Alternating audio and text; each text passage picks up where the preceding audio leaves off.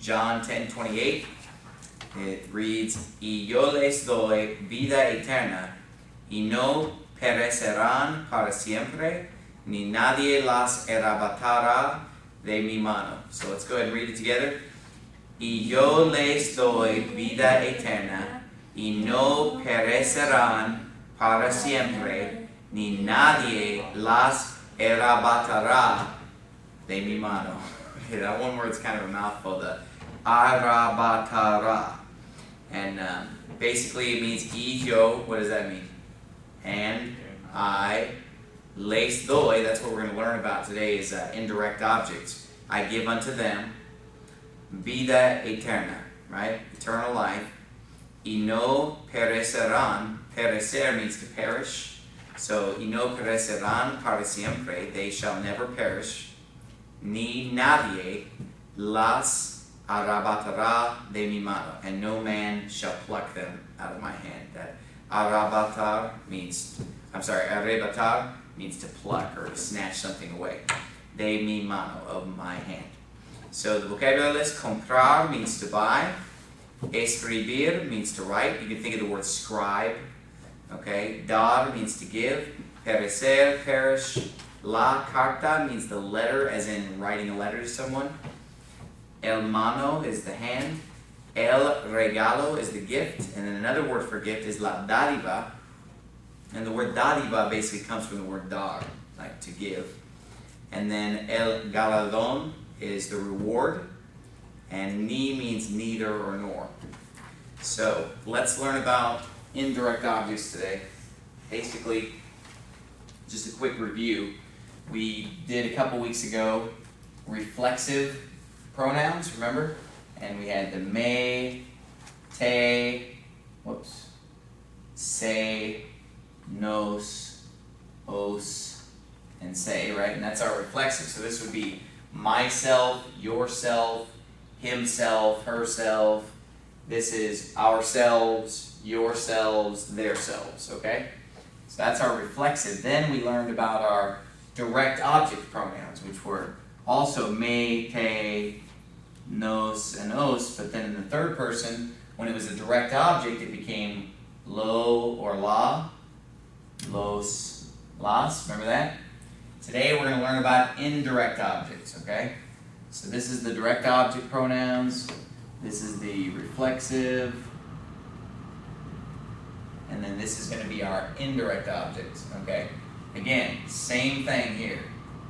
Me, te, nos, os, and then in the third person it's going to be different. Le and les, okay? So these are really the only two that you need to understand. You just have to understand the differences in the third person between these. Now let me explain this to you grammatically, what an indirect object is. An indirect object answers the question, to whom or for whom something is done, okay? So those are the two questions that you want to keep in mind. To whom and for whom. So, for example, let's say I were to say, I give a gift to her. Okay? I could also say, I give her a gift, right? Now, this right here is the subject, I. The verb is give. What is it that I'm giving? That's going to be the direct object. Who's receiving the action here? What am I giving? I'm giving a gift. That's our direct object. To whom or for whom? Okay, right here. To her is my indirect object. Same thing here. Subject, verb, this would be indirect object, this would be direct object. Okay? So, the thing that is directly receiving the action, what is being given? A gift. That's the direct object. The thing that answers the question, to whom or for whom, is our indirect object. Okay? So in Spanish, let's say we were to use that exact same sentence in Spanish. We wanted to say, I give her a gift. Okay? Well, the verb to give, we're going to go ahead and conjugate that over here, is dar. So it would be conjugated out like this. And the only one that is a little bit irregular is that this one just picks up a Y in the first person, that's all. So other than that, it's a completely regular verb. So instead of do, it's doy, okay? So, if we wanted to say this, I give her a gift. We're going to go ahead and say, let's get our verb for I give, right? And then how do I say a gift? It's on the list there. Un regalo, right? So I'm going to say un regalo. Now, just like with the reflexive pronouns, and just like with the direct object pronouns, the indirect object pronoun goes before the conjugated verb. Same thing. So which of these am I going to choose? These are my indirect object pronouns that answer the question of to whom or for whom. Which of these am I going to choose? Because I'm giving it to her. Which category would that fall under? Is her singular or plural?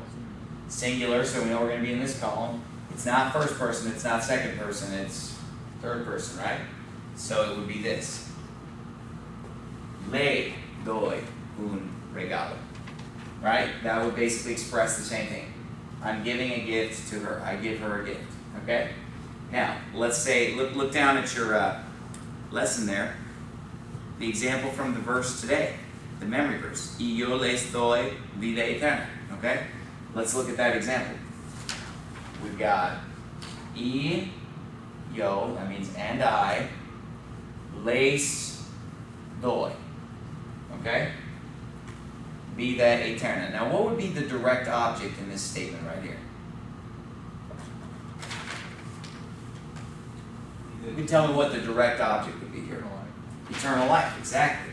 This is the direct object, because what is it that I'm giving? Because God's the one who's talking. He's saying, I give unto them eternal life. What is it that's being given? Eternal life. So that's the direct object, okay? Because that's what's being given. But the question is, to whom, for whom? To get our indirect object, right? And we know that that's right here, third person plural, which in English we would say to them, okay? So he's saying, and I give unto them eternal life, right? Does everybody understand that? So, the indirect object pronoun or the direct object pronoun or the reflexive pronoun, they go normally before the conjugated verb. So instead of saying I give them, he's saying, and I to them give life eternal. Okay? So, y yo les doy vida eterna. So that was a good verse to go with this lesson because it includes an indirect object. Now, look down at the lesson at the very bottom. Here's some other examples. David me compra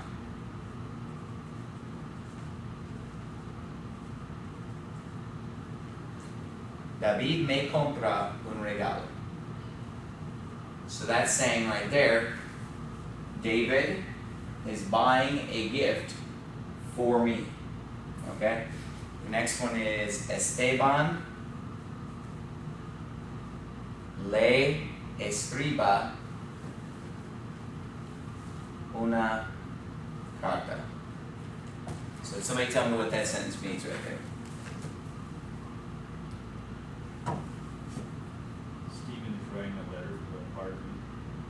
Stephen is writing a letter what? A card to me. Carta is letter. A So you're right. Stephen is letting a writer. I'm sorry. Stephen is writing. That's what escriba means. Is writing a letter to who though? Him or her or it. To him, her, or it. Exactly. We don't really know, do we? It's either him, her, it. Stephen is writing a letter to him or to her. Now, with these ones, you know exactly who you're talking about. Me, you, us, you, okay? But with this, you see how this can be a little ambiguous? You're not sure, well, wait a minute, who are you writing a letter to? Is it him? Is it her? Is it it? And it could even be usted. Because remember, the usted form goes under this third person as well. So this could even be, Stephen is writing you a letter using the formal way. So because of that ambiguity, sometimes in Spanish what you're going to do is you're going to spell out, in addition to using this, you're going to spell out who it's being written to. So you could say this.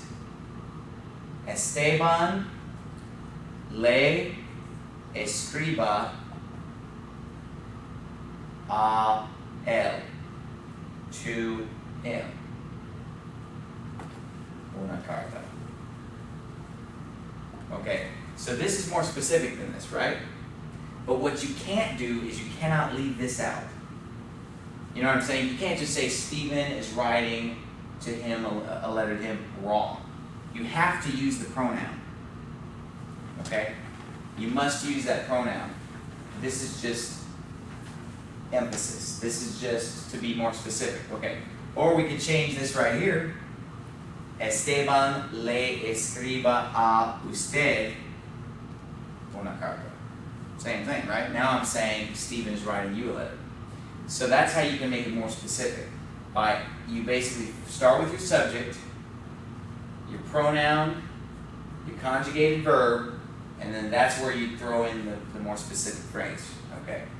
Now, not only can you do that with indirect objects, but also with direct objects, it's actually the same thing. Like going back to our memory verse from several weeks ago. Si dijéramos que no hemos pecado, and then you remember what the next statement is? Lo hacemos a él mentiroso. Okay? Lo hacemos a él mentiroso. Y su palabra no está en nosotros. That's what 1 John 1:10. Now, lo, if you remember, because this is our indirect objects. You remember with our direct objects, what is this? Lo, la, los, las. Okay. How do we translate this? Him, her, it, them. This is to him, to her, to it, to them. Okay? So if we say hacemos means what? We make. Okay? What does mentiroso mean? Liar. Okay? So basically, if we could just say this. If we were to take this out, we're not removing from God's word here, just for the sentence. Lo hacemos mentiroso. That could also mean we make him a liar, or we make it a liar. Though you know, it's not very specific because lo can mean him or it can mean it. Okay, so lo hacemos a él. It's more specific. Lo hacemos a él mentiroso. We make him a liar. It's just a clearer way of expressing the same thing. So with both direct objects and indirect objects, when you're in this third person, if you're not sure what it means, or if you want to make sure people know what you mean, you can throw this in, just to clarify. Because you could say, you know, la hacemos a ella mentirosa. You know, now we make her a liar. See how everything has to agree, though? Okay? So, where does this pronoun go in a sentence? This indirect object? For the conjugated verb. Very important. Okay? So, let's go ahead and have somebody come up and do an example. Who wants to be the first volunteer? Becky, are you getting this? Sure. Want to do this? Alright. You are going to use the verb to write. Okay? Escribir. Okay? And I want you to write this. I am writing them a letter. I'm writing them a letter. Okay?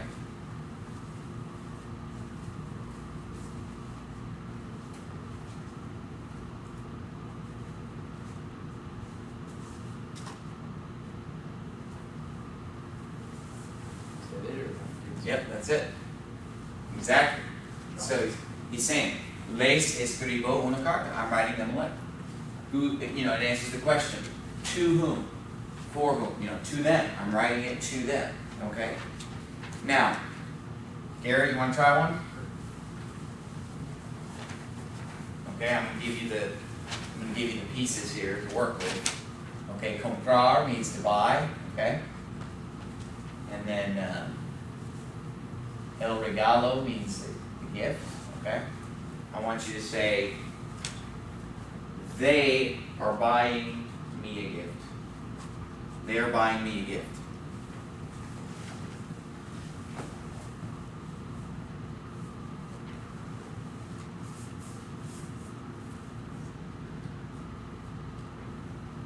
they are buying me a gift. So you're on the right track.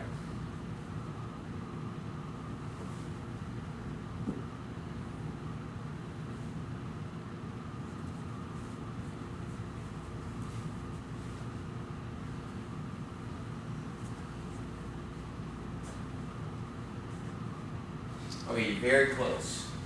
I don't know if we've really talked much about this, but this just, un always drops, yeah, it always drops an un. And then one other thing, look at your conjugated verb, okay? One letter off there. Because remember, this is an AR verb, comprar. So it's going to be may, see, is this an E? Yeah. That's an AR verb. So that's going to be may, exactly. Me compran un regalo. Very good. So this means, he doesn't have to say the they, because, you can leave it out in Spanish. You can leave that subject pronoun out. So me compran un regalo. Perfect. Now, remember how I talked about when you're in the third person, sometimes you can be more specific, like by saying, a él or a ella, just to clarify. Well, you can do that in the first and second person as well, but not to clarify, because there's no need to clarify, because me is me, right? If you want to emphasize, then you can throw it in.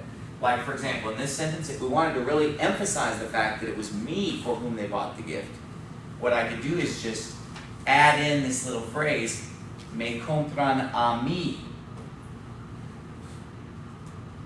un regalo. Okay, you say, well, what's the point of doing that? Well, let's say somebody was mixed up and they thought that the gift was bought for someone else. And I want to say, no, wait a minute. They bought the gift for me. Do you understand? That's where I would throw in this me, okay? To really just emphasize and make a point of the fact that it was bought for me. That's the only reason. But other than that, it's not necessary. If you're just trying to make a basic statement, hey, they bought me a gift. Me compran un regalo. It's that simple. So, for our next example, Brad's going to come up and... So, let me do one more. We can use another one of our new vocabulary words, el galardón, which means what? El galardón means the reward, okay? So, and then we can use the verb dar, to give.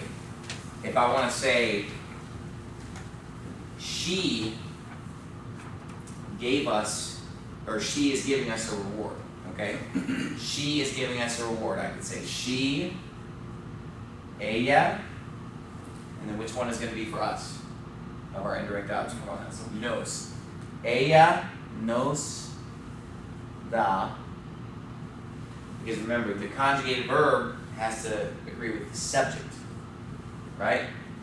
Ella da. She is giving. She gives to us, indirect object. Ella nos da un galardón. Does that make sense?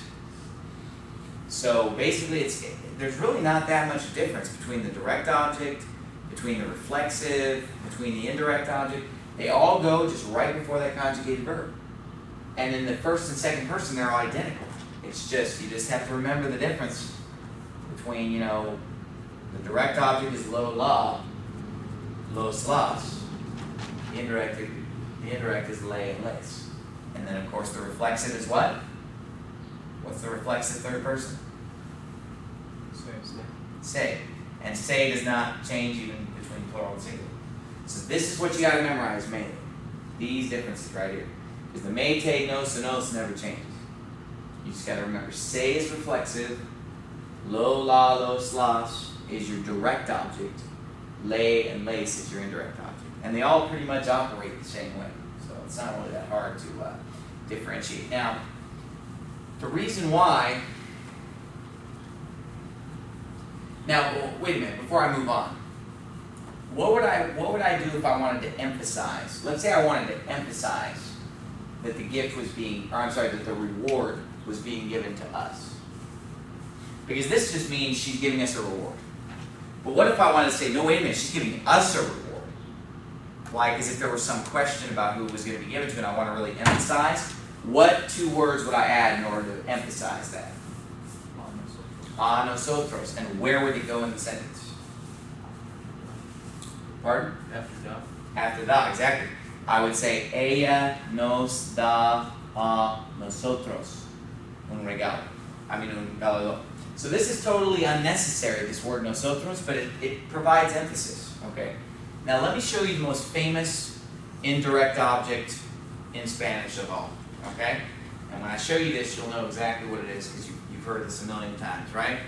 This phrase right here. Me gusta. Right? Now, what does this mean? Well, the verb gustar means to be pleasing, to please, okay? But it's basically to be pleasing to. So basically, this is an indirect object, believe it or not, okay? Me gusta means it, the subject would be it, which we haven't written out. It's the implied subject. The me means to me. So basically, me gusta means it is pleasing to me. Okay? It is pleasing to me. So me gusta, and I could say, el taco. Okay? Now we would say this in English. We would say, I like the taco. But they would say, the taco is pleasing to me. Does that make sense? So, me gusta el taco. Or we could say me gusta el libro. What would that mean? I like the book, right? Or, you've heard probably the other one that's the stronger way of saying it, me encanta. Right? Me encanta.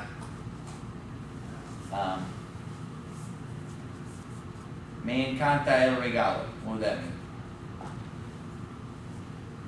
Encanta is basically a stronger form. Gustar is like I like it.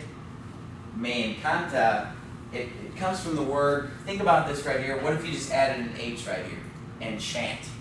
That's what encantar means. It actually can mean to enchant or to cast a spell. But also, just like people in English would sometimes say that they're enchanted with something, it just means that they really love it a lot. It's really fascinating. It's great. It's wonderful, So this is just a stronger form of saying I like. This is saying, boy, I really love the gift that you got me. Me encanta el regalo. And this is basically grammatically the same thing. Indirect object, verb. Okay? So basically, let's say I said, te gusta, and we could even do this as a question. Te gusta el taco? What would that mean?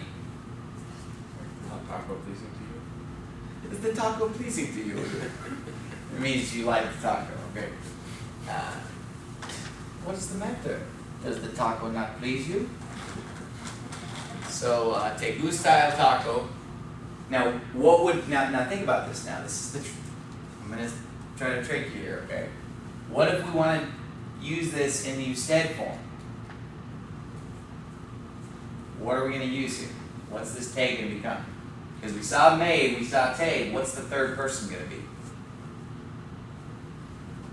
And this is where you got to realize that we're dealing with an indirect object here, right? It's pleasing to me, to you. So what's this going to be? Le, exactly. Le gusta el taco? That could either be, does he like it? Or does she like the taco? Or do you, usted, like the taco? Right? So, does everybody understand that? Now,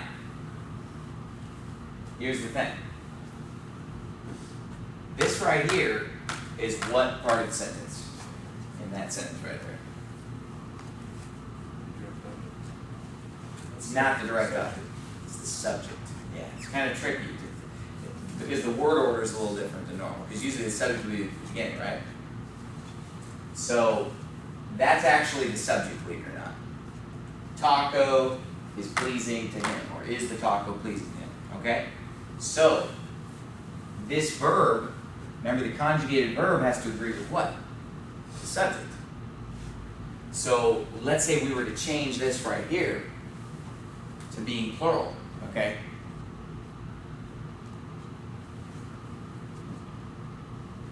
What's going to have to change about this sentence? Is this going to change or is this going to change? The verb has to change. And what's it going to do? It's going to pick up an N. Because the plural has an N, right? Because gustar is going to conjugate like a normal AR verb. You know, gusto, gustas, gusta, gustamos, gusta. So, le gustan los tacos. Okay, is how that would be. Or like, let's say we were to say, whereas if we were to ask this question, les gusta el taco? Okay, the verb is singular because the subject is singular. Why is this plural? What are we doing different here with that? What are we trying to say when we say les gusta el taco? So how would I, and remember, when you translate things into English, you don't want to translate it literally like rigid, like, is the taco pleasing to them? Okay. You want to translate it into, because I've done translating for a living. I translated for several months. My job was, all I did for a living was translating things from German into English. Well, you don't want it to sound like, have you ever gotten a warning label on something and you could tell that whoever translated in English didn't speak English? You know, it says like, pregnancy forbidden, exclamation point. And what they mean is like, you shouldn't take this while you're pregnant, but they just kind of literally translated it, okay? Pregnancy forbidden, okay? That's not how we would say it in English. But same thing in translate Spanish to English. How would we say this and sound like a normal American, okay, in English? What would be the best way to ask that question? Do they like the taco? What's that? Do they like the taco? Do they like the tacos? Exactly. Do they like the tacos? Or, I'm sorry, the taco singular. Les gusta el taco? Do they like? Now, well, I don't know why they're all sharing the same taco. Okay, but it'd probably be, I don't know, maybe it's like some big party taco where you just kind of cut it up and everybody gets a little bit. So it'd probably make more sense to say, Les gustan los tacos? Do they like the tacos? Okay, so you want to get used to translating things from Spanish to English and vice versa. Translate it the way that people actually talk, not just word by word. You know, you have to mix up the words and get the actual exact meaning, because otherwise you're not speaking grammatically correct in English. Okay, does that make sense? So, how would I say, we like the taco? What's going to be my first word here? We like the taco. And remember, we're using the verb gustar with an indirect object, because this means to be pleasing. To whom is it pleasing? How would I say, we like taco? Somebody help me out here. What's the first word going to be? Nos. Okay, what's the next word going to be? Not gustamos. Because remember, this is not the subject. This is the indirect object. It's tricky because it's backwards, you know? So it's nos gusta el taco. And we'll make that just a statement. Right? We like taco. Okay? And then if we were to use the archaic form, you know, you could even say this. You know, it's only used in very few parts of the world. You know, they use it, but it's used a lot in the Bible, the os form, which is like the y'all, okay? Y'all like the tacos? That's what, you know, that'd be like, os gusta los tacos. Right? Or no, wrong. What's wrong with it? Fix it. What's wrong with this picture? Exactly. So, any questions about that? So, since we kind of got off on the gustar and encantar, so I'm just going to do one more example to leave it fresh in your mind of how to do just normal indirect objects. Okay? Okay. How do you say house in Spanish? Casa, right? So how would I say they bought him a house? Okay, and let's use the past tense that we know. Okay. like, you know, the one with the past participle, like they bought him a house. Okay, let's go ahead and use that one. They bought him a house. Ellos would be they, right? There's our subject. How would we say for him? Le. Ellos. Le. Prado. Lado or something.